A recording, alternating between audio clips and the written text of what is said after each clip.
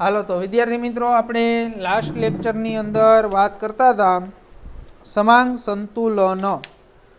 તો એની અંદર સમાંગ સંતુલન જોયું અને ત્યાર પછી વાયુમય પ્રણાલી માટે સંતુલન અચળાંક પણ તારવું અને એના ઉપરથી હવે આપણે દાખલાઓની વાત કરતા હતા. તો 7.3 અને 7.5 દાખલો છે એ આપણે કર્યો. હવે ત્યાર પછીનો આજે 7.4 દાખલો છે. તો આ જે કોયડો 7.4 બધા જ વિદ્યાર્થી મિત્રોએ વ્યવસ્થિત રીતે સમજવાનો છે. હું અહીંયા રકમ નથી લખતો, રકમની અંદર જે આપેલું છે એ હમણાં બધું અહીંયા તમને સમજાવી દઉં. પહેલાં તો સમીકરણ આપ્યું છે, તો સમીકરણ આપણે જોઈ લઈએ કે સમીકરણ છે કાર્બન મોનોક્સાઇડ. તો કાર્બન મોનોક્સાઇડ સાથે H2O છે, H2OG ની પ્રક્રિયા થાય છે. તો H2OG ની પ્રક્રિયા થાય છે. તો પ્રક્રિયા થઈ અને કાર્બન ડાયોક્સાઇડ વાયુ CO2 વાયુ અને પ્લસ શું મળે છે આપને? તો પ્લસ H2 વાયુ મળે છે. હાલો, carbon 1, oxygen 2, oxygen 2, hydrogen 2, hydrogen 2, reaction થઈ ગયું સંતુલિત. ઓકે, હાલો, તો રિએક્શન છે એ સંતુલિત થઈ ગયું. તો હવે આપણે આ રિએક્શનની વાત કરીએ તો એની અંદર તમને પ્રક્રિયા માટે કેસીનું મૂલ્ય આપેલું છે. શેનું આપેલું છે? કેસીનું મૂલ્ય.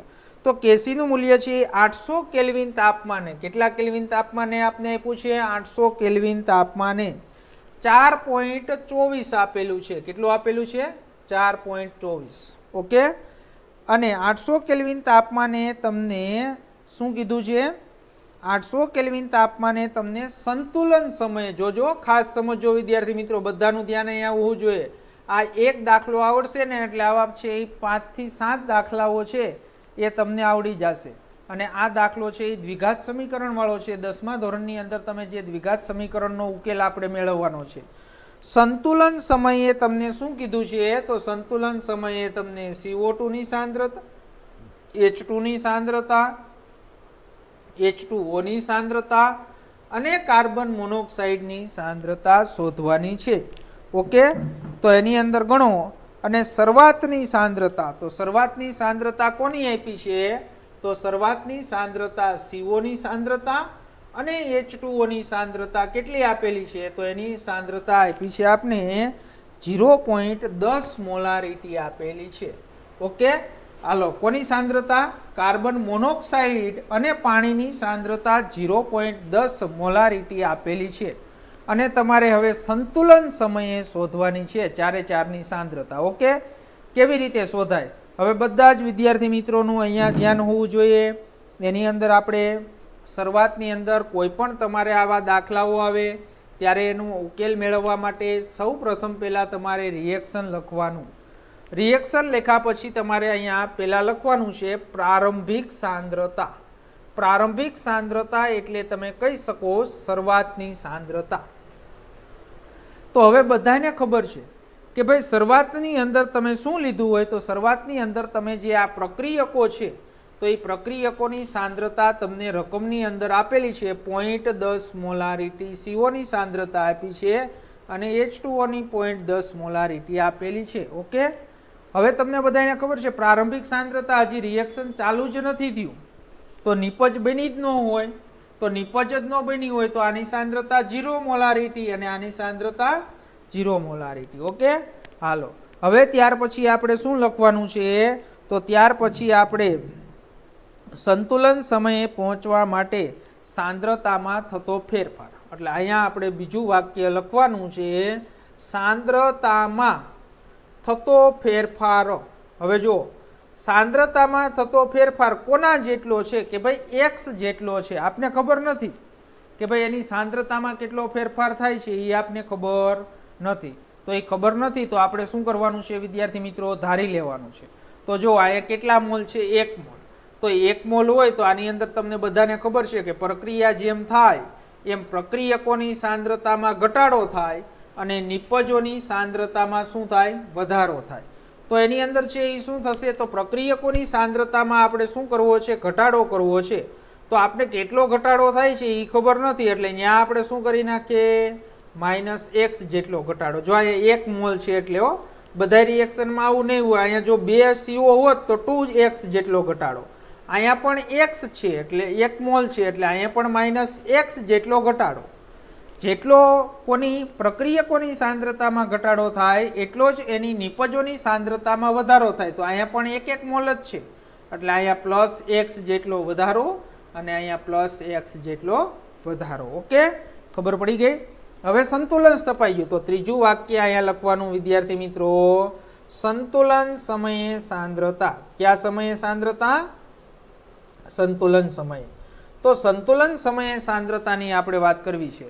તો સંતુલન સમયે સાંદ્રતા આપણે સમજવી હોય તો બધાને ખબર છે કે ભાઈ શરૂઆતની સાંદ્રતા હોય એમાંથી આ -x જેટલો ઘટાડો કરી નાખો એટલે સંતુલન સમયની સાંદ્રતા મળી જાય.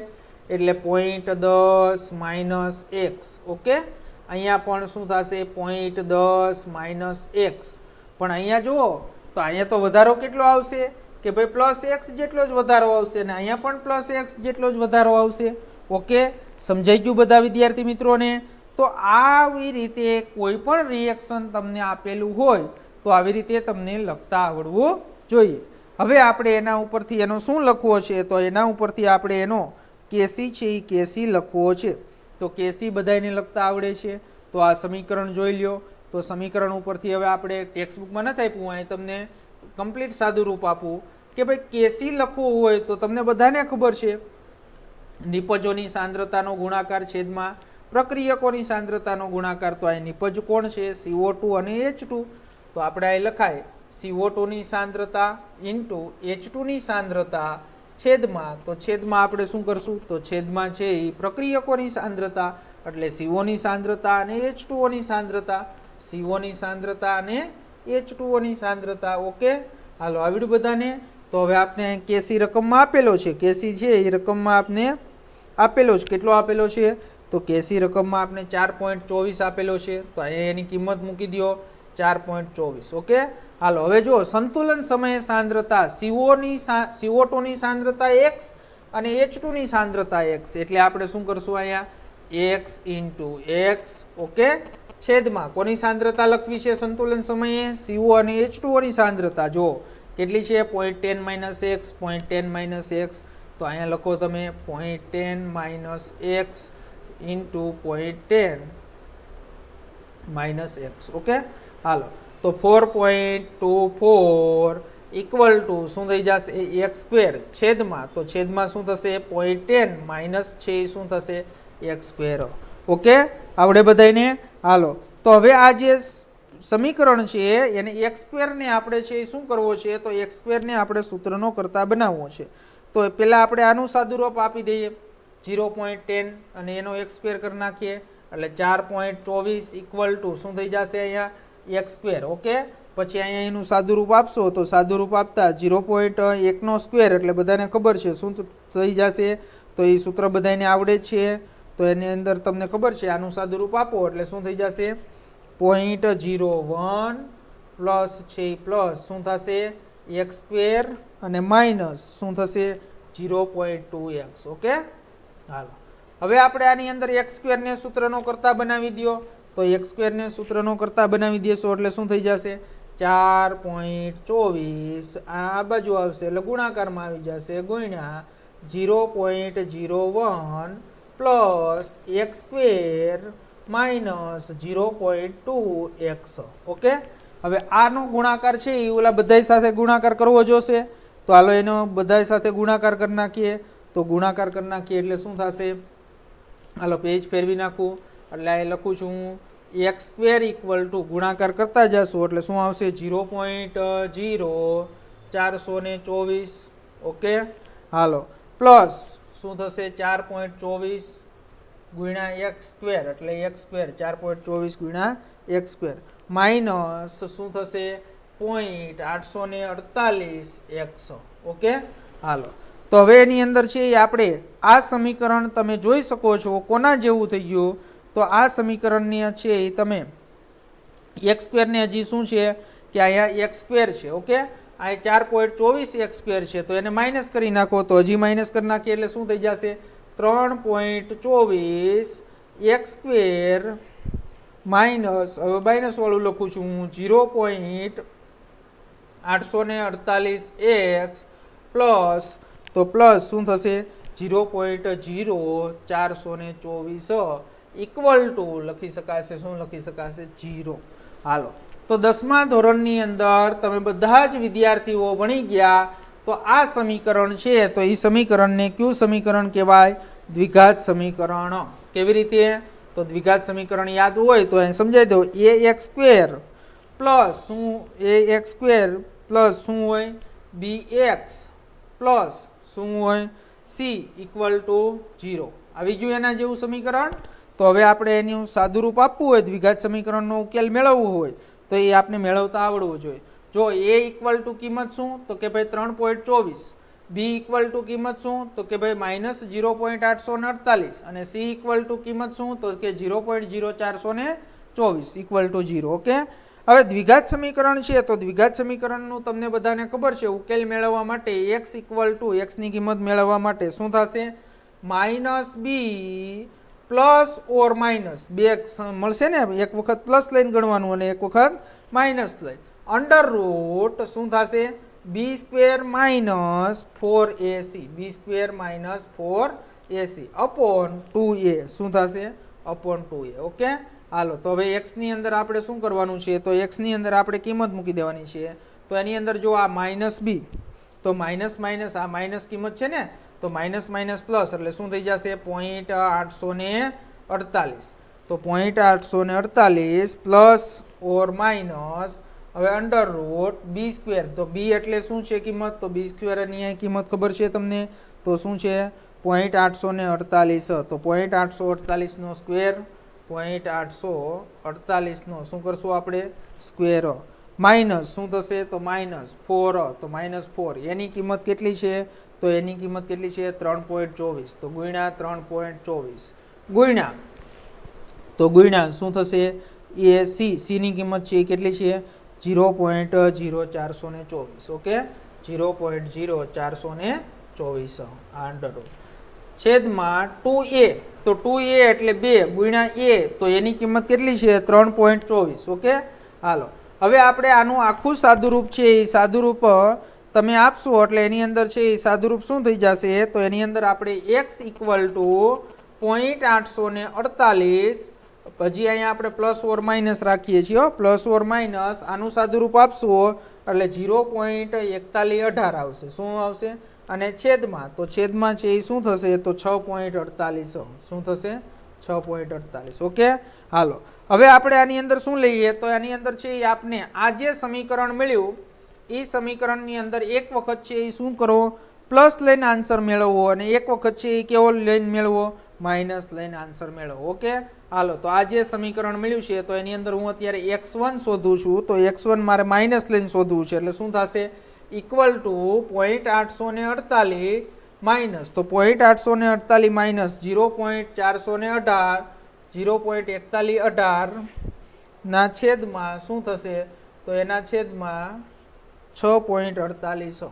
હાલો, આનો તમે સાદુરૂપ આપશો તો સાદુરૂપ આપતા તમને મળશે આનો આન્સર 0.067. ઓકે, હાલો, એવી જ રીતે x2, તો x2 છે એ આપણે પ્લસ લઈને કરો તો આની અંદર 0.848 પ્લસ 0.4118 છેદમાં શું મળશે? 6.48. ઓકે, હાલો, તો આનું સાદુરૂપ આપશો તો એની અંદર છે એ કિંમત શું મળશે? તો કે ભાઈ 0.194. બે કિંમત મળી આપને 0.194, 0.194. ઓકે, હાલો, તો હવે જો x ની કિંમત છે એ આપણે શું કરી? 0.194. તો હવે જો આ બે મૂલ્ય આપને મળ્યા તો આ બે મૂલ્યમાંથી એક મૂલ્ય છે એ માન્ય હશે અને એક મૂલ્ય છે એ સ્વીકાર્ય હશે નહીં. તો એ આપણે જોવાનું. તો એની અંદર આગળ આપણે જે દાખલો ગણ્યો તો એની અંદર આ જો મેં સમીકરણ મૂક્યું, તમને બધાને ખબર છે કે 0.10 મોલારિટી કાર્બનની અને H2O ની સાંદ્રતા હતી. ઓકે, તો એની અંદર તમે એમ કીધું કે અહીંયા પ્લસ x જેટલો વધારો થાય છે, તો એની અંદર તમે પ્રક્રિયકો લીધા હોય એના કરતાં નિપજ કોઈ દી વધારે મળે નહીં. ધારો કે તમે 1 કિલોગ્રામ પ્રક્રિયક લીધો હોય તમે એમ કહો 5 કિલોગ્રામ નિપજ મળે, તો એ વાત તદ્દન ખોટી છે. હંમેશા પ્રક્રિયક કરતાં નિપજનું પ્રમાણ હંમેશા ઓછું જ હોય. હજી એવી સુધી એકય રસાયણ વિજ્ઞાનમાં પ્રક્રિયા નથી કે પ્રક્રિયકો જેટલા લીધા હોય એના કરતાં નિપજ વધારે મળે. તો હમણાં જ તમે જોયું કે ભાઈ એકનું મૂલ્ય મળ્યું 0.194. તો 0.194 મૂલ્ય છે એ તરત જ ખબર પડી જવી જોઈએ કે એ અમાન્ય છે, કારણ કે 0.10 મોલારિટી કરતાં ક્યારેય વધારે આવવું જોઈએ નહીં. તો બીજું મૂલ્ય તમે કીધું તો ભાઈ x ઇક્વલ ટુ બીજું મૂલ્ય શું હતું તો કે 0.067. તો આ 0.10 કરતાં કેવું છે, નાનું. તો આ મૂલ્ય છે એ કેવું છે, સ્વીકાર્ય છે. એટલે જ્યારે તમે દ્વિઘાત સમીકરણ છે એનો ઉકેલ મેળવશો ત્યારે તમને બે મૂલ્ય મળશે હંમેશા. આવા દાખલાઓ 4-5 આવશે આ ચેપ્ટરની અંદર. તો એની અંદર જ્યારે તમને આવા બે મૂલ્ય મળે ત્યારે તમને છે એ ખબર હોવી જોઈએ કે કયું મૂલ્ય સ્વીકાર્ય છે અને કયું મૂલ્ય સ્વીકાર્ય નથી. ઓકે, સમજણ પડી ગઈ? હાલો, તો આપને ખબર પડી ગઈ કે આ મૂલ્ય સ્વીકાર્ય નથી અને આ મૂલ્ય છે એ સ્વીકાર્ય છે. હવે જો તમને શું કીધું, સંતુલન સમયે સાંદ્રતા. તો સંતુલન સમયે તમને સાંદ્રતા શોધવાની કીધી છે. તો સંતુલન સમયે જે તમને સાંદ્રતા શોધવાની કીધી છે, પેલા આપણે CO2 ઇક્વલ ટુ કોની સાંદ્રતા હતી, H2 ની. ઇક્વલ ટુ આપણે શું લખતા હતા કે ભાઈ x. જો તમને ન ખબર પડતી હોય તો ફરીથી તમને સમજાવી દો. જો સંતુલન સમયે સાંદ્રતા છે તો સંતુલન સમયે સાંદ્રતા CO2 ની સાંદ્રતા કોના જેટલી તો કે x જેટલી. H2 ની સાંદ્રતા કોના જેટલી તો કે x જેટલી. રેડી? તો આપણે એની અંદર છે એ શું કરશું કે ભાઈ x, તો x છે તો એ x નું મૂલ્ય આપણે શોધી લીધું. તો x નું મૂલ્ય શું મળ્યું, 0.067 મોલારિટી. ઓકે, હાલો. પછી આપણે બીજી કોની સાંદ્રતા શોધવાની કીધી છે તો બીજી સાંદ્રતા આપણે કીધી છે કાર્બન મોનોક્સાઇડની સાંદ્રતા. એના જેટલી જ સાંદ્રતા કોની હોય, H2O ની હોય. ઓકે, હાલો. તો એની અંદર આપણે શું લખતા હતા કે ભાઈ 0.10 - x લખતા હતા ને સંતુલન સમયે સાંદ્રતા. તો x ની કિંમત તમે શોધી લીધી તો 0.10 માંથી તમારે શું કરવું પડે, બાદ કરવા પડે. તો 0.10 - 0.067. ઓકે, તો એ જે સાંદ્રતા મળશે એ કોની મળશે, CO અને H2O ની સાંદ્રતા મળશે. તો એ સાંદ્રતા આપણે 0.0033 મોલારિટી. આવડે બધાને દાખલો? તો આવા દાખલાઓ છે એ પૂછાય તો તમને ખબર હોવી જોઈએ. હાલો, તો 5 માર્ક્સની અંદર છે એ આવા દાખલાઓ છે એ દાખલાઓ પૂછાઈ શકે અને આવા દાખલાઓ છે એ આપણે આગળ પણ આવશે. તો આની અંદર છે આવા દાખલાઓની પ્રેક્ટિસ છે એ તમારે દ્વિઘાત સમીકરણનો ઉકેલ આપી અને પ્રેક્ટિસ કરવાની રહેશે. ઓકે, હવે આપણે અહીંયા જે સંતુલન છે એ પૂર્ણ કર્યું. તો એ સંતુલન છે એ કયું પૂર્ણ કર્યું તો સમાંગ સંતુલન છે એ આપણે શું કર્યું, પૂર્ણ કર્યું. હવે ત્યાર પછીના ટોપિકની વાત કરીએ, વિષમાંગ સંતુલન છે. તો એ વિષમાંગ સંતુલનનો છે એ આપણે શું કરવો છે, અભ્યાસ કરવો છે. હાલો, તો આ દાખલો છે એ દાખલો કમ્પ્લીટ બધાને આવડવો જોઈએ. ત્યાર પછી આપણે વાત કરીએ વિષમાંગ સંતુલન. તો એની વ્યાખ્યા મેં આગળના લેક્ચરની અંદર તમને વાત કરી દીધી છે. તો આપણે વાત કરવી છે વિષમાંગ સંતુલન. તો એની અંદર સમાંગ સંતુલન છે એ આપણે અહીંયા પૂર્ણ કર્યું. હવે આપણે વિષમાંગ સંતુલન છે એની વાત કરવાની છે. જો પ્રણાલીમાં એક કરતાં વધારે કલા હોય તો તે સંતુલનને વિષમાંગ સંતુલન કહેવાય છે. તો જો પ્રણાલીમાં એક કરતાં વધારે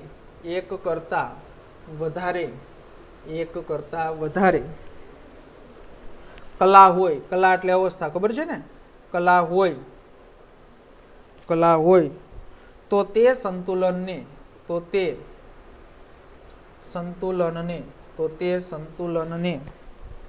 વિષમાંગ સંતુલન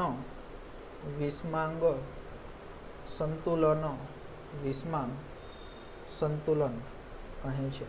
હાલ, તો એની અંદર વિદ્યાર્થી મિત્રો વિષમાંગ સંતુલનની વાત કરીએ તો જો પ્રણાલીમાં એક કરતાં વધારે છે તો એ વધારે કલા હોય તો તે સંતુલનને કયું સંતુલન કહેવાય, વિષમાંગ સંતુલન કહેવાય છે. ઓકે, હાલો. તો વિષમાંગ સંતુલનની આપણે વાત કરીએ તો વિષમાંગ સંતુલનની અંદર તમને ઉદાહરણ આપું તો ધારો કે એક બંધ પાત્રની અંદર છે તમે પાણી લ્યો છો તો H2O લિક્વિડ, એનું જો બાષ્પીભવન થાય તો બાષ્પીભવન થતા શું મળશે તો બાષ્પીભવન થતા H2O ગેસ મળશે. તો આમાં જે સંતુલન સ્થપાયું તો આ સંતુલનને કયું સંતુલન કહેવાય તો આ સંતુલનને છે વિષમાંગ સંતુલન કહેવાય. કેમ વિષમાંગ સંતુલન તો જો H2O લિક્વિડ છે ને અહીંયા H2O ગેસ છે, તો આ સંતુલનને આપણે કોના સંતુલન તરીકે? વિષમાંગ સંતુલન તરીકે ઓળખાય. એવી જ રીતે આપણે એની અંદર કે ભાઈ એક બીજું ઉદાહરણ આપીએ તો એની અંદર ઘન છે એક પદાર્થ લઈએ, કેલ્શિયમ હાઇડ્રોક્સાઇડ. શું લઈએ આપણે? Calcium hydroxide, CaOH twice. તો CaOH ટ્વાઇસ છે એ શું છે? તો એ સોલિડ છે. શું છે? સોલિડ. તો CaOH ટ્વાઇસ સોલિડ છે. હવે એનું આપણે શું કરવું છે? સંતૃપ્ત દ્રાવણ બનાવવું છે. શું બનાવવું છે? સંતૃપ્ત દ્રાવણ. તો સંતૃપ્ત દ્રાવણ બનાવીએ તો શું મળશે આપને? તો સંતૃપ્ત દ્રાવણ બનાવતા Ca+2 એકવીયસ અને 2OH માઇનસ શું થશે? એકવીયસ. તો જો અહીંયા પણ છે એ કલા છે એ એક સરખી નથી.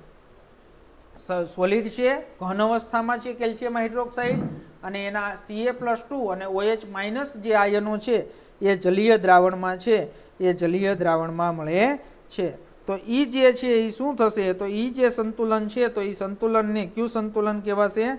તો તે સંતુલનને છે એ વિષમાંગ સંતુલન તરીકે ઓળખાય છે. ઓકે, તો વિદ્યાર્થી મિત્રો આ જે સંતુલન છે એ વિષમાંગ સંતુલન છે. હવે જે વાત કરવા જઈ રહ્યો છો એ નીટ અને JEE માટે મોસ્ટ IMP છે, અને આ જ વસ્તુ ક્યારેય ભૂલાવી જોઈએ નહીં. ઓકે, હાલો. તો એની અંદર આના ઉપરથી ઘણા બધા છે MCQ છે, એ MCQ તમારે હોય છે, અને વારંવાર છે એ વિદ્યાર્થીઓને કહેવા છતાં આમાં બધા જ વિદ્યાર્થીઓ શું કરે છે? તો બધા જ વિદ્યાર્થીઓ ભૂલ કરે છે. તો જ્યારે શુદ્ધ ઘન અને પ્રવાહી હોય કોઈ પણ પદાર્થ છે, આ ખાસ વસ્તુ સમજજો, એના હમણાં ઉદાહરણ આપીને તમને સમજાવું. શુદ્ધ ઘન અને પ્રવાહી, શુદ્ધ ઘન અને પ્રવાહી, શુદ્ધ ઘન અને પ્રવાહી ની મોલર સાંદ્રતા અચળ હોય છે. ની મોલર સાંદ્રતા, ની મોલર સાંદ્રતા અચળ હોય છે. બસ આટલું જ તમારે સમજવાનું છે. મોલર સાંદ્રતા કેવી હોય છે? અચળ હોય છે. તો વિદ્યાર્થી મિત્રો ખાસ કે કોઈ પણ જ્યારે સંતુલન હોય એમાં જ્યારે શુદ્ધ કેવો પદાર્થ હોય? ઘન પદાર્થ અથવા તો શુદ્ધ પ્રવાહી પદાર્થ હોય તો ત્યારે તેની મોલર સાંદ્રતા કેવી હોય છે? તો એની મોલર સાંદ્રતા અચળ હોય છે. એટલે ધારો કે આપણે પદાર્થ કોઈ છે એને આપણે X લઈએ. શું લઈએ? અત્યારે કોઈ પદાર્થનું નામ નથી આપતો, એને આપણે શું કહીએ છીએ? X પદાર્થ કહીએ છીએ. તો X જ્યારે પદાર્થ છે એ કેવો હોય? સોલિડ હોય, અથવા X છે એ કેવો હોય? લિક્વિડ હોય, ત્યારે તેની સાંદ્રતા છે તો એ સાંદ્રતા કેવી થશે? તો એની સાંદ્રતા છે એ કેવી હશે? તો એની સાંદ્રતા અચળ હોય છે. તો એની સાંદ્રતા છે એ કેવી છે? અચળ હોય છે. ઓકે, સમજણ પડી? પણ જો એનાથી વિરુદ્ધ, તો એની અંદર તમને હવે ખબર જ પડી ગઈ. જો તમે શું કીધું કે ભાઈ શુદ્ધ છે એ ઘન અને શુદ્ધ છે એ પ્રવાહી હોય ત્યારે એની સાંદ્રતા છે એ સાંદ્રતા કેવી થાય? તો ત્યારે એની સાંદ્રતા છે એ અચળ થશે. શું થશે? અચળ. તો એની અંદર હવે શું બાકી રહ્યું? તો કે ભાઈ XG અને બીજી કઈ અવસ્થા રહી? X એકવીયસ. તો જ્યારે X છે એ વાયુ સ્વરૂપે હોય, કેવા સ્વરૂપે હોય? વાયુ સ્વરૂપે, અને જલીય દ્રાવણ હોય ત્યારે છે એ શું થશે? તો ત્યારે એના છે એ X ની સાંદ્રતા છે એ શું થશે? તો એની સાંદ્રતા છે એ સાંદ્રતા બદલાય છે. શું કા બદલાય? તો તમને બધાને ખબર છે વાયુનું છે એ શું હોય? તો વાયુનું કદ. તો વાયુનું કદ છે એ શું થશે? બદલાશે. અને જ્યારે એકવીયસ હોય ત્યારે એનું કદ પણ છે એ શું થાય છે? બદલાય છે. ઓકે, તો હવે જે એવા MCQ જે તમને પૂછાય છે એવા 2-3 ઉદાહરણ તમને હું આપીને સમજાવું. તો જ્યારે વિષમાંગ સંતુલન આપ્યું હોય અને ત્યારે તમને છે એના તમને શું કહે? સંતુલન અચળાંક લખવાનું કહે. તો સંતુલન અચળાંક ત્યારે તમને ખાસ આવડવા જોઈએ. ઓકે, હાલો. તો એની અંદર આપણે સંતુલન અચળાંકની અંદર એક પ્રક્રિયા હું તમને આપું તો એની અંદર આપણે લખીએ CaCO3 કેલ્શિયમ કાર્બોનેટ. તો કેલ્શિયમ કાર્બોનેટ છે એ શું છે? સોલિડ. તો કેલ્શિયમ કાર્બોનેટ જે સોલિડ છે તો એને ગરમ કરવામાં આવે છે. તો તમને બધાને ખબર છે, 10મા ધોરણથી ભણતા હો છો. શું મળે? કેલ્શિયમ ઓક્સાઇડ સોલિડ મળશે, અને પ્લસ શું મળશે? કાર્બન ડાયોક્સાઇડ વાયુ મળશે. તો હવે તમે છે એ શું કરશો? તો એની અંદર છે એ રિએક્શન છે એ તમારું કેવું છે? સંતુલિત જ છે. હવે રિએક્શન સંતુલિત કરવાની જરૂર નથી, પણ જો તમે આનો શું લખો? Kc લખો. શું લખો? Kc. તો આનો જો કેસી લખવામાં આવશે તો કેસી લખશો તમે તો શું થશે? તો કેસી, તો તમને એમ થાય કે સાહેબ તમે તો આગળ એમ કીધું હતું કેસી આનું લખવું હોય તો કેસી કેમ લખાય? તો કેસી તમને ખબર છે નિપજોની સાંદ્રતાનો ગુણાકાર છેદમાં પ્રક્રિયકોની સાંદ્રતાનો ગુણાકાર. એટલે તમે આમ લખો કેલ્શિયમ ઓક્સાઇડની સાંદ્રતા ઇન્ટુ CO2 ની સાંદ્રતા છેદમાં શું લખશો? CaCO3 ની સાંદ્રતા. ઓકે, પણ આ સમીકરણ છે એ સમીકરણ અહીંયા ખોટું પડશે. શા માટે? તો એની અંદર તમને બધાને ખબર જ હોવી જોઈએ કે ભાઈ CaCO3 છે એ પણ સોલિડ છે અને કેલ્શિયમ ઓક્સાઇડ છે એ પણ સોલિડ છે. તો પ્રક્રિયા દરમિયાન આ સોલિડ હોવાના કારણે તેની સાંદ્રતા છે તો એની સાંદ્રતા કેવી હશે? તો એની સાંદ્રતા કેવી છે? અચળ. કોની સાંદ્રતા અચળ હોય? એક શુદ્ધ સોલિડ હોય ત્યારે અને એક શુદ્ધ લિક્વિડ હોય ત્યારે. તો એની સાંદ્રતા છે એ કેવી હોય? અચળ હોય. તો હવે તમારે જો આ વિષવાંગ સંતુલન છે તો હવે તમારે આ સમીકરણ છે એ લખવું હોય તો એ સમીકરણ કેવી રીતે લખી શકાશે? Kc. ઓકે, તો તમને ખબર છે કે આ CO2 છે તો CO2 ની સાંદ્રતા, એટલે આ બેની સાંદ્રતા અચળ છે એટલે એ લખવાની જરૂર નથી. એટલે CO2G ની સાંદ્રતા, એટલે એના Kc ઇક્વલ ટુ શું થશે? તો એના Kc ઇક્વલ ટુ છે એ CO2 ની સાંદ્રતા થશે. ઓકે, અને જો આનો Kp લખવાનો કે તો Kp લખવાનો એટલે તમને ખબર જ છે એની સાંદ્રતા દબાણની અંદર દર્શાવવાની. તો શું થઈ જાય? PCO2. શું થશે? PCO2. ઓકે, હાલો, તો આની અંદર તમને એમ કીધું છે કે જો 1100 કેલ્વિન તાપમાને જો સંતુલનમાં હોય તો એ CO2 નું શું આપ્યું છે? તો CO2 નું દબાણ આપ્યું છે. હાલો, આ પ્રક્રિયા 1100 કેલ્વિન તાપમાને હોય. કેવા કેલ્વિન તાપમાને? 1100 કેલ્વિન તાપમાને. ત્યારે એની અંદર પાત્રની અંદર સંતુલન સ્થપાયેલું હોય ત્યારે તમને CO2 નું શું આપ્યું છે? દબાણ આપ્યું છે. કેટલું આપેલું છે? તો કે 2.0 × 10⁵ પાસ્કલ આપેલું છે. ઓકે, આ એનું શું આપ્યું છે? દબાણ આપ્યું છે. તો 1100 કેલ્વિન તાપમાને તમે પ્રક્રિયા ઉપરથી તમે એને શું શોધવાનો છે? તો પ્રક્રિયા ઉપરથી તમારે એનો છે Kp શોધવો હોય તો Kp શોધી શકો. તો હમણાં જ તમે સૂત્ર લખ્યું Kp ઇક્વલ ટુ શું થાય? PCO2. ઓકે, હાલો, તો Kp ઇક્વલ ટુ PCO2 થશે. તો Kp ઇક્વલ ટુ શું થશે? તો PCO2 તમને આપ્યું છે, એનું દબાણ કેટલું આપ્યું છે? 2.0 × 10⁵ પાસ્કલ.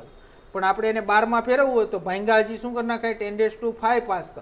એટલે 10⁵ પાસ્કલ 10⁵ પાસ્કલ કેન્સલ, એટલે શું થઈ ગયું? 2 બાર દબાણો.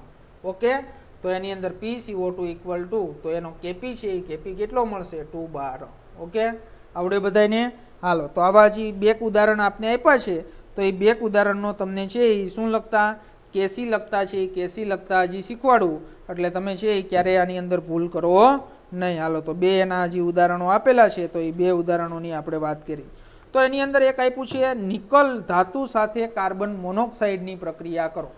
તો એની અંદર આપને આ રિએક્શન આપ્યું છે Ni સોલિડ સાથે કાર્બન મોનોક્સાઇડની પ્રક્રિયા, એટલે 4CO ની પ્રક્રિયા કરીએ છીએ. તો 4CO ની પ્રક્રિયા કરતા શું મળે છે? તો 4CO ની પ્રક્રિયા કરતા આપને NiCO4 આપે છે. શું આપે છે? NiCO4. આ પણ વાયુ સ્વરૂપે છે. ઓકે, હાલો, તો હવે આ પ્રક્રિયા જે આપી છે તો આનો સંતુલન અચળાંક લખવાનું કીધું છે. તો જો Ni સોલિડ છે તો સોલિડ અને લિક્વિડ હોય તો એની સાંદ્રતા તો પ્રક્રિયા દરમિયાન શું થાય છે? અચળ રહે છે. તો આપણે આનો Kc લખવો હોય તો Kc ઇક્વલ ટુ શું લખાશે? તો નિપજ. જો તો નિપજ આ વાયુ સ્વરૂપે છે તો એની સાંદ્રતા ઉપર આધાર રાખશે. આ CO છે એ પણ વાયુ સ્વરૂપે છે તો એને ઉપર આધાર રાખશે. એટલે નિપજોની સાંદ્રતા એટલે શું લખશો તમે? NiCO4. ઓકે, છેદમાં, તો છેદમાં હવે 2 પ્રક્રિયક છે પણ જો આ સોલિડ છે એટલે આ નહીં લખાય, એટલે આ જ લખશું આપણે. એટલે શું થશે? COG ની સાંદ્રતા અને એનો શું થઈ જશે? તો એનો ઘાતાંક 4. ઓકે, તો આ કેસી લખતા તમને આવડો તો આવી રીતે છે યાદ રાખવાનું છે. ઓકે, હાલો, બીજું એક હજી આપ્યું છે આપને, એ પણ જોઈ લઈએ અને એના ઉપરથી એનો કેસી લખતા શીખીએ. તો એની અંદર તમને રિએક્શન આપ્યું છે Ag2 silver oxide. Ag2O silver oxide કેવા સ્વરૂપે છે? સોલિડ સ્વરૂપે. પ્લસ શું થશે? 2HNO3. તો 2HNO3 છે એ કેવા સ્વરૂપે છે? તો 2HNO3 એકવીયસ સ્વરૂપે છે. ઓકે, હાલો, તો એની અંદર છે નિપજ શું મળે છે? તો 2AgNO3 એકવીયસ, 2AgNO3 એકવીયસ અને પ્લસ, તો પ્લસ આપણે શું મળે છે? H2O liquid. શું મળે છે? H2O liquid. હાલો, હવે આપણે અહીંયા શું મળ્યું? લિક્વિડ. પછી અહીંયા એકવીયસ, અહીંયા સોલિડ. તો જ્યારે શુદ્ધ સ્વરૂપે છે એ શુદ્ધ સ્વરૂપે હોય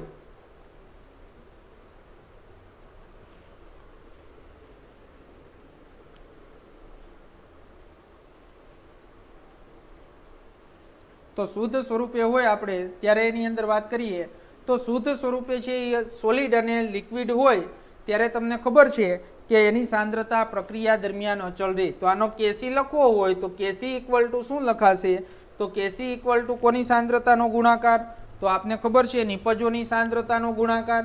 નિપજો અહીંયા બે છે, AgNO3 અને H2O. પણ જો H2O છે એ લિક્વિડ છે, તો લિક્વિડ છે તો એની સાંદ્રતા પ્રક્રિયા દરમિયાન કેવી હોય? અચળ. તો આપણે અહીં શું લખશું? AgNO3 ની સાંદ્રતા એકવીયસ છે ને, એટલે AgNO3 ની સાંદ્રતા એકવીયસ. પણ જો હવે એની અંદર અહીંયા કેટલા એના મોલ છે? 2. તો એનો શું કરી નાખવાનો? અહીંયા સ્ક્વેર છેદમાં. તો છેદમાં હવે જો અહીંયા પ્રક્રિયકોની સાંદ્રતાનો ગુણાકાર. તો પ્રક્રિયક કોણ છે અહીંયા? Ag2O અને HNO3. પણ આ નહીં લખાય Ag2O કારણ કે સોલિડ છે, એટલે આપણે છેદમાં શું કરશું? HNO3 ની સાંદ્રતા અને એનો શું કરશું? સ્ક્વેર. તો હવે વિદ્યાર્થી મિત્રો કોઈ પણ વિષમાંક સંતુલન આપે તો તે સંતુલનની અંદર ખાસ તમારે યાદ રાખવાનું છે વિષમાંક સંતુલનો. તો વિષમાંક સંતુલનની અંદર કે જ્યારે શુદ્ધ છે એ શું હોય? તો શુદ્ધ છે એ શું હોય? પ્રવાહી હોય. અને શુદ્ધ છે એ શુદ્ધ ઘન સ્વરૂપે પદાર્થ હોય ત્યારે એની અંદર તમને બધાને ખબર હોવી જોઈએ કે એની સાંદ્રતા પ્રક્રિયા દરમિયાન શું થાય છે? તો પ્રક્રિયા દરમિયાન છે એ અચળ રહે છે. ઓકે, હાલો, તો આ બધાને છે એ ખબર હોવી જોઈએ. હવે ત્યાર પછી આપણે એની અંદર જે હમણાં આગળનો આપણે એક દાખલો ભણી ગયા એવો જ દાખલો દ્વિઘાત સમીકરણ વાળો છે. એ દ્વિઘાત સમીકરણ વાળો આપણે આપેલો છે. તો એ દાખલાની વાત કરી લઈએ. 7.6. શેની વાત કરીએ? 7.6. હાલો, તો 7.6 ની અંદર કોયડો 7.6 આપેલો છે. હાલો, તો કોયડો જે 7.6 છે એની વાત કરીએ તો એ જે કોયડો છે તો એની અંદર CO2 ગેસ સાથે કોની પ્રક્રિયા? આપણે અહીં ઉકેલની અંદર રિએક્શન લખવું. હમણાં તમને કીધું હતું કેવી રીતે રિએક્શન લખવાનું. તો કાર્બન ડાયોક્સાઇડ વાયુ સાથે કાર્બન સોલિડની પ્રક્રિયા કરવામાં આવે તો શું મળે છે આપને? તો કાર્બન મોનોક્સાઇડ આપે છે. શું આપે છે આપને? Carbon monoxide. તો રિએક્શનને સંતુલિત કરી નાખીએ તો અહીંયા 1 ને 2 કાર્બન એટલે અહીંયા 2. ઓકે, ઓક્સિજન 2 રિએક્શન થઈ ગયું સંતુલિત. હવે જો બધાને ખબર પડે કે અહીં CO2 ગેસ છે, કાર્બન છે એ સોલિડ છે, એટલે એની છે એ શું થશે? સાંદ્રતા પ્રક્રિયા દરમિયાન અચળ રહેશે. અને વળી પાછું અહીંયા CO ગેસ છે. Kp નું મૂલ્ય તમને કીધું છે. શું કીધું છે? Kp નું મૂલ્ય. તો Kp નું મૂલ્ય તમને આપ્યું છે, Kc નું નથી આપ્યું, ખાસ યાદ રાખજો. Kp નું મૂલ્ય તમને આપ્યું છે 1000 કેલ્વિન તાપમાને. તો 1000 કેલ્વિન તાપમાને Kp નું મૂલ્ય આપ્યું છે 3.0 છે. અને જો પ્રારંભિક એટલે કે શરૂઆતની અંદર PCO2 એટલે આ PCO2 એટલે આનું દબાણ આપ્યું છે. તો દબાણ આપ્યું છે 0.48 બાર આપ્યું છે. કેટલું આપ્યું છે? 0.48 બાર આપેલું છે. અને PCO તો એ તો ખબર જ હોય કે આ તો શરૂઆતમાં 0 જ હોય. કદાચ આપ્યું હોય તો ભલે, નો આપ્યું હોય તો ભલે, એ તો 0 જ હોય. તો PCO છે 0 છે. અને શુદ્ધ ગ્રેફાઇટ એટલે આની સાંદ્રતા તો અચળ જ હોય, જે લ્યો એ, પણ એને કાંઈ લેવાની જરૂર નથી. તો CO અને CO2 ના સંતુલન સમયે એના આંશિક દબાણ શોધવાના છે. શું શોધવાના છે? આંશિક દબાણ. તો ઓલા જેવો જ દાખલો છે. હાલો લખો. એની અંદર મેં તમને 3 વસ્તુ લખતા શીખવાડી હતી. શું લખતા શીખવાડી હતી? એક પ્રારંભિક દબાણ. અહીંયા સાંદ્રતા નથી હો, અહીંયા દબાણ છે. એટલે સાંદ્રતા લખો તો હાલે, પણ દબાણ લખવાનું એમ. પ્રારંભિક સાંદ્રતા દબાણ લખવું હોય તો એ લખાય. તો પ્રારંભિક સાંદ્રતા PCO2 ની રકમની અંદર તમને આપી છે 0.48 બાર. કાર્બન તો શુદ્ધ સ્વરૂપે છે એટલે એની સાંદ્રતા કાંઈ ધ્યાનમાં નથી લેવાની. આની તમને ખબર જ હોય કે હજી રિએક્શન ચાલુ જ ન થયું હોય ત્યારે CO ની સાંદ્રતા 0 બાર હોય. પછી શું થશે? તો કે ભાઈ સાંદ્રતામાં થતો ફેરફાર. સાંદ્રતામાં છે એ સાંદ્રતામાં થતો ફેરફાર. તો સાંદ્રતામાં થતો ફેરફાર છે. તો એ સાંદ્રતામાં થતો ફેરફાર શું છે? તો એની અંદર તમને ખબર છે અહીં 1 મોલ છે. એટલે જો મેં તમને શીખવાડ્યું હતું -x જેટલો ઘટાડો.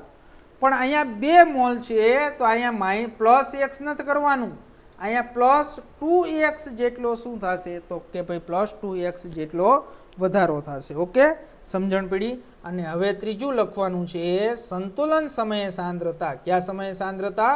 સંતુલન સમયે સાંદ્રતા. તો સંતુલન સમયે સાંદ્રતા છે આ મૂળ સાંદ્રતામાં x જેટલો ઘટાડો કરી નાખો એટલે શું થઈ જશે 0.48 માઇનસ x. ઓકે, અને અહીંયા વધારો કેટલો છે તો વધારો છે એ 2x બાર જેટલો. આવડે બધાને લખતા? હાલો હવે બધાને આનો શું લખતા આવડવો જોઈએ? કેપી લખતા આવડવો જોઈએ. તો કેપી બધાને લખતા આવડે? હમણાં જ શીખવાડ્યું તમને. તો એની અંદર આપણે આનો લખીએ કેપી. કેસી નહીં લખાયો, અહીં દબાણ આપ્યું છે એટલે કેપી લખાશે. તો કેપી ઇક્વલ ટુ PCO2. શું કા CO2 લીધું? તો CO2 નહીં હો, CO, કારણ કે અહીંયા જો નિપજ શું છે CO, એના મોલ પણ કેટલા છે 2, એટલે આ CO અને એનો શું થશે તો 2 મોલ છે એટલે એનો સ્ક્વેર છેદમાં. તો છેદમાં છે એ શું થાય તો છેદમાં છે એ તમને ખબર જ છે CO2 અને કાર્બન, પણ કાર્બન સોલિડ છે એટલે એને ગણતરીમાં લેવાનો નથી, 1 મોલ જ છે એટલે શું કરી નાખો કોનું દબાણ CO2 નું. ઓકે, હાલો તો છેદમાં PCO2. ઓકે, સમજાઈ ગયું? અહીંયા 1 મોલ છે એટલે એનો ઘાતાંક અહીંયા શું આવશે 1. હવે જો કેપી તમને આપેલો છે તો કેપી તમને આપેલો છે અને PCO2 અને PCO2 નું દબાણ તમને ખબર છે. તો હવે આપણે જેમ આગળ દ્વિઘાત સમીકરણ જોયું હતું તો એ દ્વિઘાત સમીકરણ છે એ આપણે આવશે. ઓકે, હાલો તો એની અંદર તમે જો PCO2 છે એનું દબાણ કેટલું છે સંતુલન સમયે તો તમને કીધું છે 2x. કેટલું છે 2x, એટલે કેપી ઇક્વલ ટુ 2x નો સ્ક્વેર. ઓકે, 2x નો સ્ક્વેર છેદમાં PCO2 નું દબાણ 0.48 માઇનસ x એટલે શું થઈ જશે 0.48 માઇનસ x. ઓકે, હાલો હવે આપણે આનું સાદું રૂપ આપીએ તો એની અંદર છે એ શું થઈ જશે તો કેપી ની કિંમત આપેલી છે તમને, કેટલી આપેલી છે 3. ઓકે, તો કેપી આપેલો છે 3. તો કેપી છે એ 3 આપેલો છે તો ઇક્વલ ટુ શું થશે 2x સ્ક્વેર. 2x સ્ક્વેર એટલે શું થઈ જશે 4x સ્ક્વેર.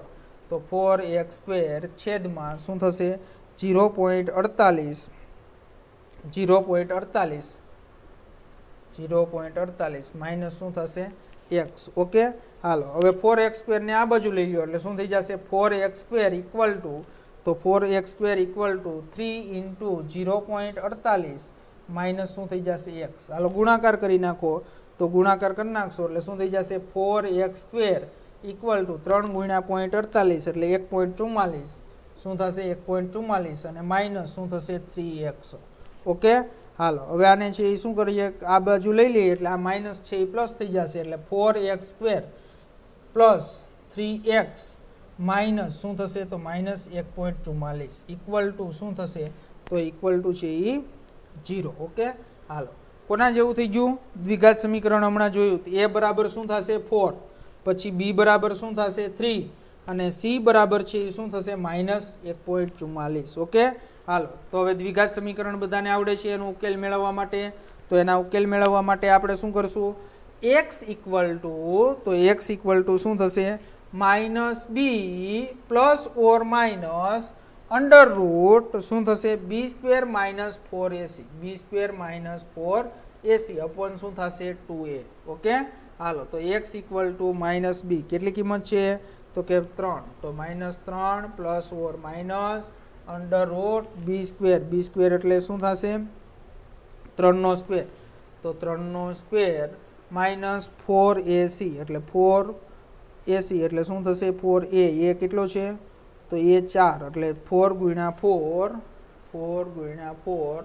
ગુણ્યા માઇનસ 1.44 છેદમાં 2a એટલે 2 ગુણ્યા a. તો એની કિંમત કેટલી છે તો એની કિંમત છે 4. ઓકે, હાલો તો હવે એની અંદર આપણે સાદુરૂપ આપશો તો સાદુરૂપ આપતા છે એ આપને શું મળશે તો એની અંદર x equal to -3 plus or minus આનો છે એ સાદુરૂપ આપી દો એટલે 5.66 છેદમાં 8. ઓકે, 4 દુ 8.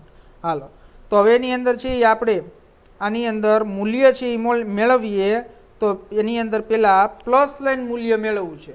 તો જો પ્લસ લાઈન તમે મૂલ્ય મેળવશો તો x નું મૂલ્ય કેવું આવશે તો x નું મૂલ્ય ઋણ આવશે. તો તમને બધાને ખબર હોય કે કોઈ પણ છે એની સાંદ્રતા ક્યારેય માઇનસમાં આવે નહીં. તો હવે આપણે છે એ શું કરશું, તો માઇનસ લાઈન ગણીએ, તો માઇનસ લાઈન ગણીએ એટલે માઇનસ માઇનસ શું થઈ જાય, પ્લસ. એટલે એક્સ ઇક્વલ ટુ શું થશે, 2.66 ના છેદમાં શું કરશું 8, તો એક્સ ઇક્વલ ટુ શું થશે, તો એક્સ ઇક્વલ ટુ 0.33. ઓકે, હાલો. તો એની અંદર આ એક્સની કિંમત છે એ તમને મળી ગઈ. હાલો, એક્સની કિંમત મળી ગઈ એટલે તમને બધાને ખબર જ છે. તો એક્સની કિંમત ઉપરથી છે એ તમે સંતુલન સમયે જે સાંદ્રતા લખી છે તો એ તમને આવડી જાય. તો એની અંદર PCO, તો PCOની સાંદ્રતા તમે શું લખી હતી સંતુલન સમયે, જો ન ખબર પડતી હોય તો જોઈ લેવાનું. તો સંતુલન સમયે PCOની સાંદ્રતા લખી છે 2x, એટલે જે x મળ્યો એને ગુણ્યા કરી નાખો 2. ઓકે, હાલો. તો એને ગુણ્યા છે એ આપણે શું કરી નાખીએ 2, એટલે 0.33 ગુણ્યા 2 એટલે શું મળી, PCO2ની 0.6612. ઓકે, આવડે બધાને. હાલો, PCOની સાંદ્રતા. હવે તમારે એની અંદર શું કરવું છે, તો PCOની સાંદ્રતા મળી ગઈ. PCO2ની સાંદ્રતા, તો PCO2ની સાંદ્રતા તમારે જોઈ લેવાની આગળ તમે જે સમીકરણ લખ્યું છે એમાં. તો એની અંદર તમે જોઈ લેશો એટલે શું છે 0.48 માઇનસ એક્સ, એટલે 0.48 માઇનસ એક્સ કરવો તો 0.48 માઇનસ એક્સ, તો એક્સની કિંમત તમે મેળવી લીધી છે. તો 0.48 માઇનસ 0.33, તો જે મળશે એ તમને કોની સાંદ્રતા મળશે, PCO2નું દબાણ મળશે. એટલે 0.1512 શું મળશે, 0.1512. ઓકે, હાલો. તો વિદ્યાર્થી મિત્રો, આવી રીતે દાખલો જે આગળનો જે દ્વિઘાત સમીકરણનો દાખલો હતો એ જ દાખલો પાછો અહીંયા આપણે ગણ્યો. તો આવા જે આગળ છે એ પણ દાખલાઓ છે, એ દાખલાઓ આવશે. તો 10મા ધોરણની અંદર તમે જે દ્વિઘાત સમીકરણ ભણી ગયા છો તો એ દ્વિઘાત સમીકરણ તમને આવડવું જોઈએ. ઓકે, હાલો. તો એની અંદર આ વાત કરી આપણે વિષમાંગ સંતુલનની. તો સમાંગ સંતુલન ભણ્યા, વિષમાંગ સંતુલન ભણ્યા. તો હવે ત્યાર પછી આપણે એની અંદર તમારો જે સિલેબસ છે એમાં જોઈ લો કે ભાઈ ત્યાર પછીનો ટોપિક છે સંતુલન અચળાંકના અનુપ્રયોગો. અનુપ્રયોગો એટલે ઉપયોગો. તો સંતુલન અચળાંકના જે અનુપ્રયોગો છે તો એ આપણા સિલેબસની અંદર છે કે નહીં જોઈ લો. હાલો, તો એની અંદર આપણે સમાંગ સંતુલન અને વિષમાંગ સંતુલન છે એની વાત કરી. તો સમાંગ સંતુલન અને વિષમાંગ સંતુલન છે એ તમે સમજ્યા. અને મેં એની અંદર તમને ખાસ કીધું છે વિદ્યાર્થી મિત્રો, વિષમાંગ સંતુલનની અંદર જ્યારે એક્સ છે એટલે કે કોઈ પણ પદાર્થ શુદ્ધ સોલિડ સ્વરૂપે અથવા શુદ્ધ છે એ કેવા સ્વરૂપે, તો શુદ્ધ છે એ પ્રવાહી સ્વરૂપે હોય ત્યારે તેની સાંદ્રતા પ્રક્રિયા દરમિયાન છે તો એ પ્રક્રિયા દરમિયાન કેવી હોય, અચળ હોય છે. તો ત્યાર પછીનો ટોપિક આપણો 7.6 છે. તો સંતુલન અચળાંકના અનુપ્રયોગો. શું છે, સંતુલન અચળાંકના અનુપ્રયોગો અને એના ઉપરથી દાખલાઓ આપણા સિલેબસની અંદર છે. ઓકે, 7.7 નથી, પાછું 7.8 છે. હાલો, તો એની અંદર આપણે વાત કરી દઈએ. ત્યાર પછી સંતુલન અચળાંકના અનુપ્રયોગો આપણે જોઈએ. આજેના 5 મુદ્દાઓ છે તો એ 5 મુદ્દાઓ તમને સમજાવું. તો એની અંદર 7.6 સંતુલન અચળાંકના અનુપ્રયોગો. અનુપ્રયોગો એટલે તમને બધાને ખબર છે શું થશે, તો અનુપ્રયોગો એટલે ઉપયોગો. ઓકે, હાલો. તો એની અંદર અત્યારે 5 જે આપણા મુખ્ય મુદ્દાઓ છે એ મુખ્ય મુદ્દાઓની વાત કરીએ અને એના ઉપરથી જે પેટા પ્રકાર 3 છે તો એ 3 પેટા પ્રકારો છે એ આપણે આવતીકાલ સમજશું. તો પહેલાં આપણે આ જે છે એની વાત કરી દઈએ. તો સંતુલન અચળાંકના અનુપ્રયોગોની અંદર અનુપ્રયોગો એટલે ઉપયોગો. તો પહેલો ઉપયોગ છે કે ભાઈ સંતુલન અચળાંકની અભિવ્યક્તિ, એટલે કે સંતુલન અચળાંક ક્યારે લાગુ પાડી શકાય, સંતુલન અચળાંકની અભિવ્યક્તિ. તો સંતુલન અચળાંકની છે એ અભિવ્યક્તિ એટલે કે ક્યારે લાગુ પાડી શકાય. તો સંતુલન અચળાંકની અભિવ્યક્તિ ત્યારે જ લાગુ પાડી શકાય, તો એ તો બધાને ખબર જ હોય ક્યારે લાગુ પાડી શકાય, કે જ્યારે પ્રક્રિયા છે એ કેવી હોય, સંતુલન સ્થપાયેલું હોય ત્યારે.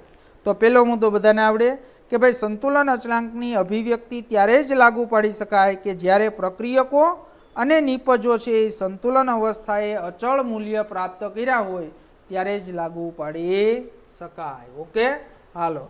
ત્યાર પછી બીજું છે, તો બીજું આપણે વાત કરીએ સંતુલન અચળાંક. જો આ વસ્તુ એક ખાસ સમજો કે કોઈ પણ પ્રક્રિયા હોય તો તેના સંતુલન અચળાંકનું મૂલ્ય સંતુલન અચળાંકનું મૂલ્ય, સંતુલન અચળાંકનું મૂલ્ય પ્રક્રિયકો અને નિપજોની, પ્રક્રિયકો અને નિપજોની, પ્રક્રિયકો અને નિપજોની સાંદ્રતાથી, નિપજોની પ્રારંભિક સાંદ્રતાથી, પ્રારંભિક સાંદ્રતાથી સ્વતંત્ર હોય છે. તો આ એક વસ્તુ ખાસ ખબર હોવી જોઈએ કે કોઈ પણ રાસાયણિક પ્રક્રિયા હોય એ પ્રક્રિયા તમે પ્રક્રિયકો અને નિપજોની જે શરૂઆતની સાંદ્રતા તમે લ્યો છો એને અને સંતુલન અચળાંકને કોઈ પણ છે કોઈ પણ સંબંધ હોતો નથી. એટલે એનો કહેવાનો મિનિંગ શું છે કે ધારો કે તમે કોઈ પણ પ્રક્રિયા કરતા હોય એ પ્રક્રિયા છે એ તમે 2 કિલોગ્રામ લઈને પ્રક્રિયા કરો તો જે સંતુલન અચળાંક ગોતો તો એટલો જ આવે. એ પ્રક્રિયા 5 કિલોગ્રામ લઈને અને પ્રક્રિયા કરો તો એ સંતુલન અચળાંક એટલો જ આવે. એટલે કહેવાનો મતલબ શું છે, સંતુલન અચળાંકનું મૂલ્ય પ્રક્રિયકો અને નિપજોની પ્રારંભિક સાંદ્રતાથી કેવું હોય છે, સ્વતંત્ર હોય છે. તો સંતુલન અચળાંક તમને મેં આગળ જ કીધું, 2 દાખલાય ભણી ગયા કે ભાઈ સંતુલન અચળાંક આપ્યો હોય ત્યારે તાપમાન આપેલું હોય તો સંતુલન અચળાંક કોના ઉપર આધાર રાખે, તો એ ત્રીજો પોઈન્ટ કે ભાઈ સંતુલન અચળાંક છે તો એ સંતુલન અચળાંકનું મૂલ્ય તાપમાન આધારિત હોય છે. કોના આધારિત હોય છે, તાપમાન આધારિત. તો સંતુલન અચળાંકનું મૂલ્ય છે એ મૂલ્ય કોના આધારિત હોય, તો સંતુલન અચળાંકનું મૂલ્ય તાપમાન આધારિત હોય છે. જો તાપમાન બદલાય તો તેનો સંતુલન અચળાંક છે એ શું થાય છે, બદલાય છે. એટલે કોઈ પણ રાસાયણિક પ્રક્રિયા આપેલી હોય તો તે તાપમાને તેનું જે સંતુલન અચળાંકનું મૂલ્ય આપેલું હોય એને અદ્વિતીય, યુનિક એટલે એક જ, તો એ મૂલ્ય આપને મળે છે. જો તમે એની અંદર તાપમાન બદલાવશો તો એનો સંતુલન અચળાંક પણ શું થશે, બદલાશે. ઓકે, આવડે બધાને?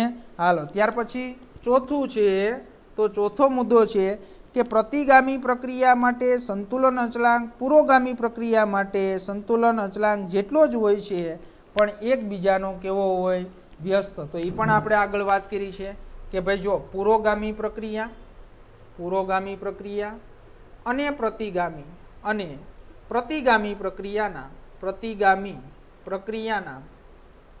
પ્રક્રિયાના સંતુલન અચળાંકના મૂલ્યો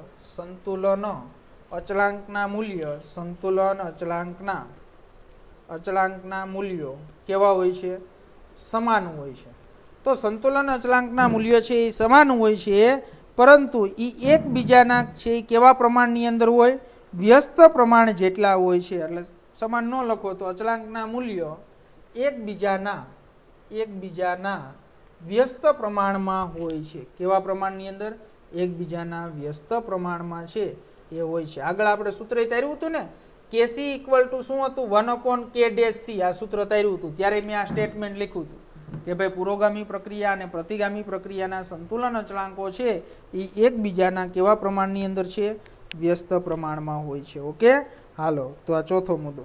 ત્યાર પછી પાંચમા મુદ્દાની વાત કરીએ તો પાંચમો મુદ્દો શું કહે છે આપને કે ભાઈ પ્રક્રિયાના સંતુલન અચળાંક કે, તો સંતુલન અચળાંક કે છે એને અનુરૂપ પ્રક્રિયા સાથે સંબંધિત હોય છે.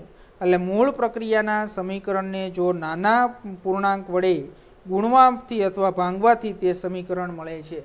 તો એ પણ આપણે H2 અને I2 લઈ અને પ્રક્રિયાનું નહોતું આપણે જોયું, તો એ સૂત્ર અહીંયા આપને આપ્યું છે. તો આની અંદર તમે શું લખો, 2HIG લખતા હતા ને, પણ જો આને નાના પૂર્ણાંક વડે ભાંગવા કે ગુણવામાં આવે તો આમ લખો તમે 1/2 H2 પ્લસ શું થાય 1/2 I2 ગીવ શું મળતું હતું આપને, HIG. તો આનો તમને સંતુલન અચળાંક લખવાનો કહેતા હતા, શું લખતા હતા, Kc ઇક્વલ ટુ શું લખાય, તો KCN લખતા હતા ને, KCN એટલે HI ની સાંદ્રતા શું થાય, HI ની સાંદ્રતા છેદમાં શું થશે, તો કે ભાઈ H2 ની સાંદ્રતાનો ઘાતાંક 1/2 I2 ની સાંદ્રતાનો ઘાતાંક 1/2. એટલે KCN ઇક્વલ ટુ શું થાય, તો કે ભાઈ KC અને એનો ઘાતાંક શું થઈ જાય, 1/2.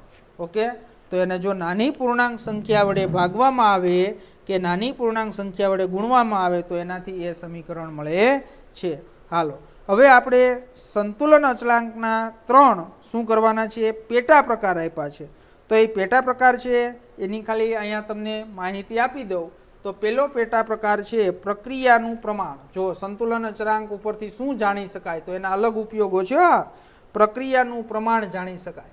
એટલે પ્રક્રિયાનું પ્રમાણ કઈ રીતે જાણવાનું છે એ કાલે આપણે વાત કરશું કે ભાઈ પ્રક્રિયા કેટલા ઉપર કેટલી થઈ છે, પૂર્ણ થવા આવી છે કે હજી પ્રક્રિયા અડધી થઈ છે કે પ્રક્રિયા હજી થોડાક પ્રમાણની અંદર થઈ છે, તો એક સંતુલન અચળાંક ઉપરથી પ્રક્રિયાનું પ્રમાણ જાણી શકાશે.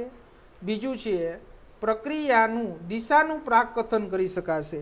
એટલે પ્રક્રિયાની દિશાનું છે એ શું કરી શકાશે, તો પ્રક્રિયાની દિશાનું છે એ દિશાનું પ્રાકકથન કરી શકાશે. પ્રાકકથન એટલે કે ભાઈ પ્રક્રિયા કઈ દિશામાં થશે, પુરોગામી દિશામાં થશે કે પ્રતિગામી દિશામાં, એ આપણે આવતીકાલે જોવાનું છે. અને સંતુલન સાંદ્રતા ગણવા માટે તો આ નહીં સમજાવું, સંતુલન સાંદ્રતા ગણવા માટે તો આ તો તમને આજે જ સમજાવી દીધું છે મેં. સંતુલન સાંદ્રતા ગણવા માટે તો સંતુલન સાંદ્રતા ગણવા માટે તો આ હું આજે છે એ તમને વાત કરી દઉં ખાલી. તો એની અંદર આ મેં ત્રીજો ટોપિક છે એ ટેક્સ્ટબુકમાં આપ્યો છે, પણ મેં આજ દાખલામાં સમજાવી દીધો. જો કોઈ પણ રાસાયણિક પ્રક્રિયા હોય તો એ રાસાયણિક પ્રક્રિયાનો તમે સંતુલન અચળાંક જાણતા હોય. શું જાણતા હોઈએ? સંતુલન અચળાંક. અને જો એની પ્રક્રિયકની શરૂઆતની સાંદ્રતા જાણતા હોય તો આપણે જોયું તેમ શું કરવાનું છે, તો આપણે જે શું કર્યું દાખલો ગણ્યો તો એ દાખલા પ્રમાણે તમે ગણતરી કરો એટલે સંતુલન સમયે તમને પ્રક્રિયક અને નિપજોની છે એ શું મળી જાય, સાંદ્રતા મળી જાય. ઓકે વિદ્યાર્થી મિત્રો, તો આજે આપણે વિસ્માંગ સંતુલન જોયું, આગળનો એક દાખલો જોયો, 7.4 7.6 દાખલો જોયો અને સંતુલન અચળાંકના અનુપ્રયોગો 5 જોયા. તો આટલું વિદ્યાર્થી મિત્રો હોમવર્કની અંદર કમ્પ્લીટ તૈયાર કરી નાખજો. અને કાલના લેક્ચરની અંદર સંતુલન છે એ સંતુલનના જે આ 3 અનુપ્રયોગો વાત કરી તે અને એના ઉપરથી જે દાખલાઓ આવે છે તો એ દાખલાઓની આપણે ચર્ચા છે એ આગળના લેક્ચરની અંદર કરીશું. તો વિદ્યાર્થી મિત્રો અહીંયા સુધી છે એ તમે કમ્પ્લીટ છે એ કમ્પ્લીટ તૈયારી કરી નાખજો એટલે તમને ખ્યાલ આવી જાય. ઓકે, હાલો.